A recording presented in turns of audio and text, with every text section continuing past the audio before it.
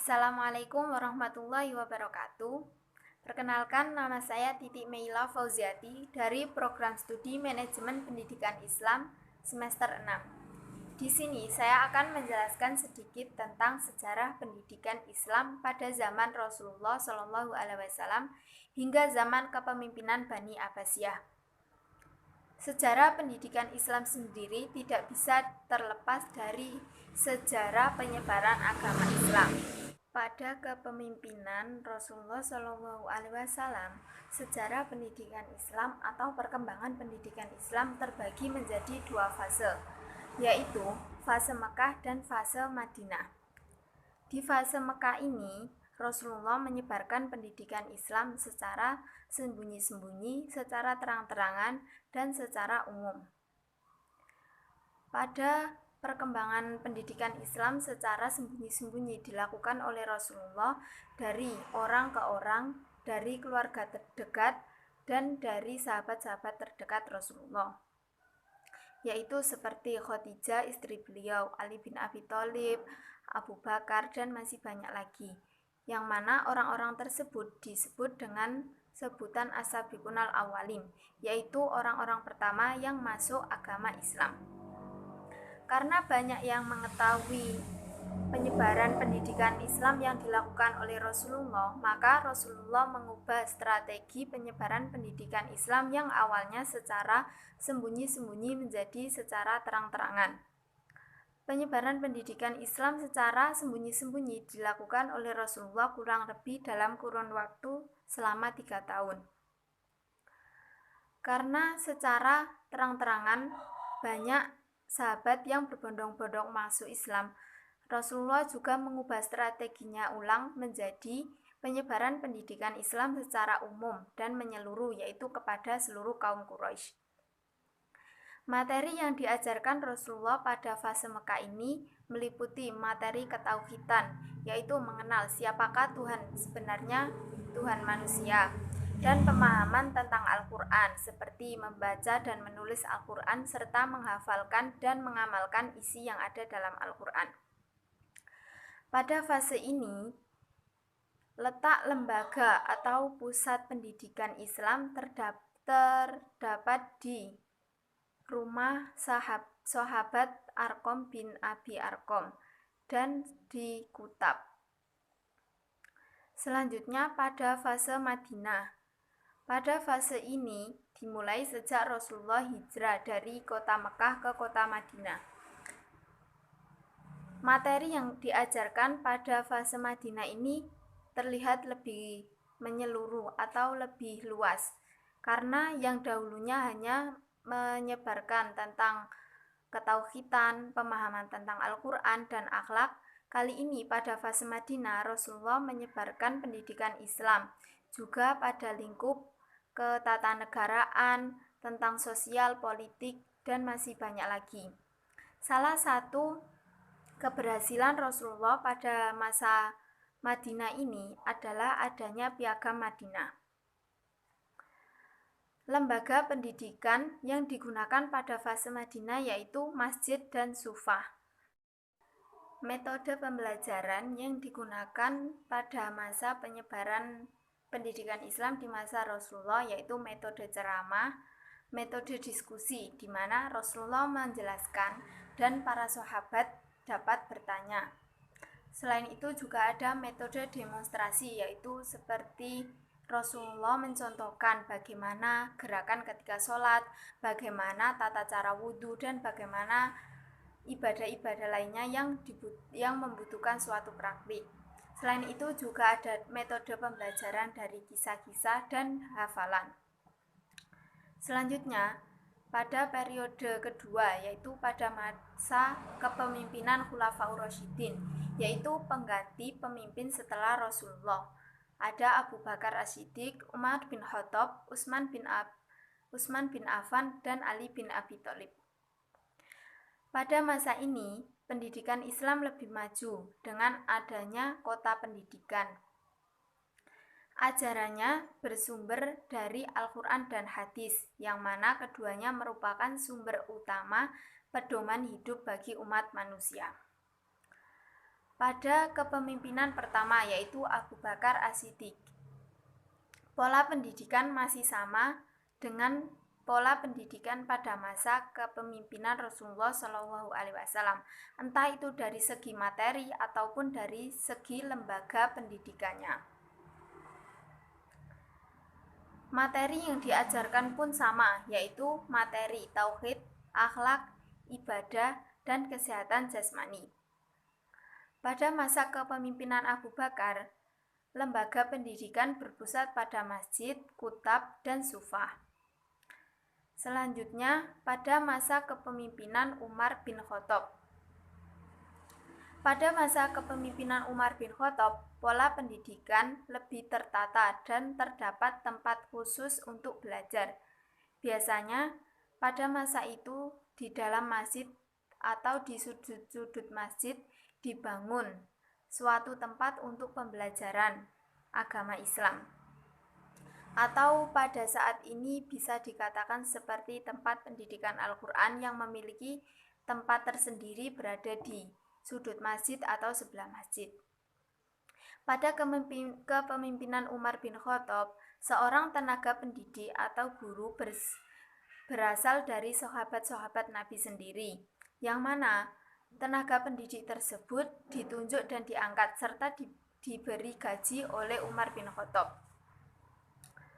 Pada saat itu, pendidik disebarkan di beberapa wilayah seperti Basra, Mesir, dan Syria.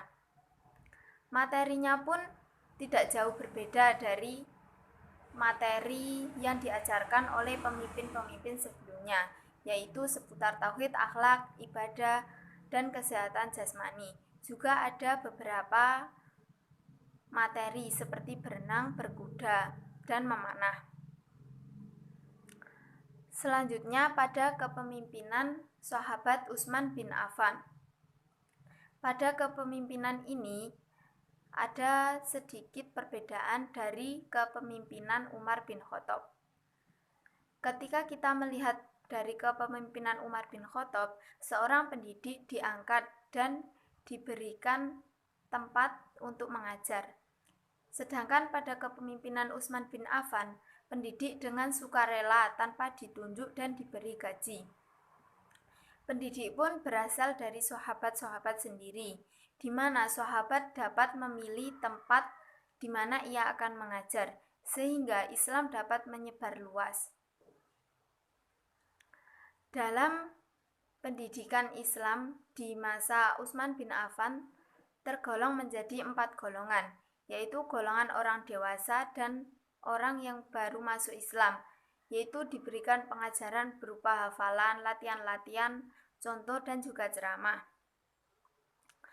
Pada golongan yang kedua yaitu anak orang dewasa yang sudah lama masuk Islam yang diberikan hafalan dan latihan-latihan. Juga ada dari golongan orang dewasa dan golongan orang yang ingin memperdalam ilmu pendidikan Islam itu sendiri. Selanjutnya ada pada masa kepemimpinan Ali bin Abi Thalib. Pendidikan pada masa ini tidak berkembang begitu pesat karena banyaknya pemberontakan yang terjadi pada masa itu, sehingga Khalifah Ali bin Abi Thalib sendiri lebih banyak terfokuskan kepada bagaimana perdamaian dan keamanan kota saat itu. Guru pun mengajar sesuai dengan apa yang dipahaminya, sehingga pendidikan Islam tidak begitu pesat dalam perkembangannya. Selanjutnya pada kepemimpinan Bani Umayyah. Sebelumnya, sejarah berdirinya kepemimpinan Bani Umayyah didirikan oleh Muawiyah bin Abu Sufyan pada tahun 6601 Masehi yang beribu kotakan di Damaskus. Kepemimpinan ini berdiri selama kurang lebih 91 tahun, yaitu sejak tahun 661 hingga 751 Masehi. Pada saat ini, pendidikan juga mengalami perkembangan seiring dengan perkembangan Islam yang semakin menyebar luas. Pendidikan pada masa itu tidak terpusat atau mengalami desentralisasi. Dalam masa itu, pendidikan juga terdapat kurikulum yang dinamakan Al-Maddah. Metode yang digunakan pada masa kepemimpinan Umayyah yaitu bayani atau penjelasan, metode ceramah, dan metode demonstrasi yaitu pemraktikan oleh guru. Lembaga yang digunakan dalam penyebaran pendidikan Islam pada saat itu seperti kutab, sufah, halaqah, atau majelis. Pada saat itu banyak juga munculnya ilmuwan dan ulama madzhab, serta banyaknya ulama yang menerjemahkan buku ke dalam bahasa Arab. Ada beberapa tokoh ilmuwan yang muncul pada saat itu, seperti Ibnu Malik, pengarang kitab Alfiyah, Imam Malik, Imam Abu Hanifah, yaitu imam madzhab, Qais bin Mulawah, yaitu seni sastra, Hasan bin Nafi sebagai tokoh pada musik dan kesenian. Selain itu juga ada Qais bin Mulawah, yaitu bergerak pada bidang seni sastra, pengarang Laila Majnun. Selanjutnya adalah pada kepemimpinan Bani Abbasiyah. Pada saat kepemimpinan Bani Abbasiyah disebut dengan The Golden Age of Islam, yaitu masa kejayaan agama Islam. Bani Abbasiyah sendiri berdiri pada tahun 750 dan berdiri selama 750 Masehi hingga 1258 Masehi yang beribukotakan di Baghdad. Didirikan oleh Abdullah bin Muhammad atau sering disebut dengan Abu Abbas As-Sofa. Pada saat ini bukan hanya Islam yang mengalami perkembangan secara pesat, namun juga dalam pendidikan Islamnya. Pada saat ini biasanya yang pendidikan Islam berpusat di masjid. Kali ini muncul adanya perpustakaan, tempat penelitian, madrasah, dan masih banyak lagi seperti munculnya pondok pesantren. Ilmu-ilmu pun mulai mengalami perkembangan. Adanya ilmu nahwu shorof, ilmu balaghah, ilmu mantik, ilmu falak, sastra, tafsir, ilmu-ilmu eksak, serta ilmu alam, dan ilmu-ilmu kedokteran. Pada masa ini terdapat beberapa tokoh yang menjadikan kemajuan di bidang ilmu pengetahuan, seperti Al-Farabi pada bidang filsafat, Ibnu Sina pada bidang kedokteran, Ibnu Miskawai pada filsafat akhlak, dan Al-Biruni dalam bidang astronomi. Sekian penjelasan dari saya tentang sejarah pendidikan Islam. Semoga dapat bermanfaat bagi kita semua. Wassalamualaikum warahmatullahi wabarakatuh.